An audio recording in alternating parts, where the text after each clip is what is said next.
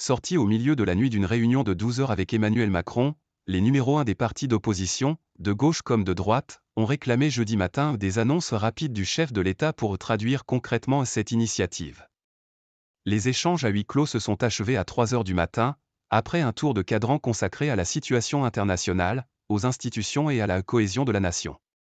Si personne n'a claqué la porte, les invités restent sur leur faim, à l'instar d'Éric Ciotti affirmant sur France 2 que tout cela doit se traduire maintenant concrètement et continuant de plaider pour un référendum sur l'immigration.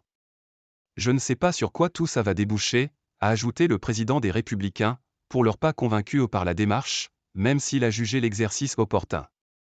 Au contraire, Manuel Bompard a trouvé assez grotesque de passer 12 heures pour n'avoir aucune réponse sérieuse, aucune mesure, aucune annonce concrète.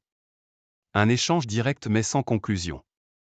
La communication en lieu et place de la décision, a déploré sur le réseau social X le patron du PS Olivier Faure, à l'issue de ce marathon de 12 heures.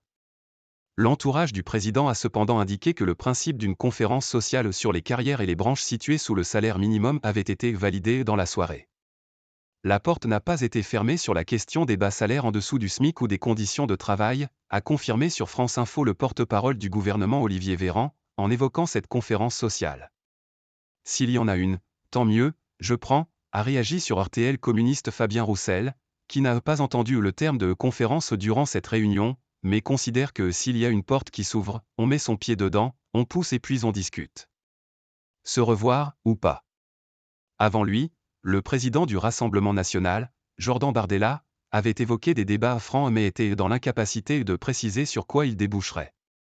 Quant à l'idée de l'organisation d'un préférendum, sorte de référendum à questions multiples, évoquée lundi par Olivier Véran, elle semble avoir été battue en brèche par le président. Monsieur Macron nous a indiqué qu'il ne savait pas ce que c'était, que ça n'existait pas, que c'était l'idée d'Olivier Véran mais pas la sienne, a assuré Éric Ciotti. Le camp présidentiel préférait voir le verre à moitié plein. Monsieur Véran s'est ainsi félicité d'un processus inédit qui pourrait bien marquer l'histoire.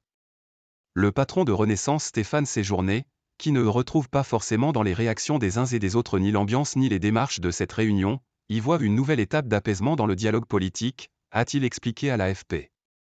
Le président du Modem François Bayrou a lui salué sur LCI un événement très intéressant, très original et expliqué que le chef de l'État avait accepté une grande conférence sur nos institutions, englobant notamment les sujets du référendum et de la proportionnelle.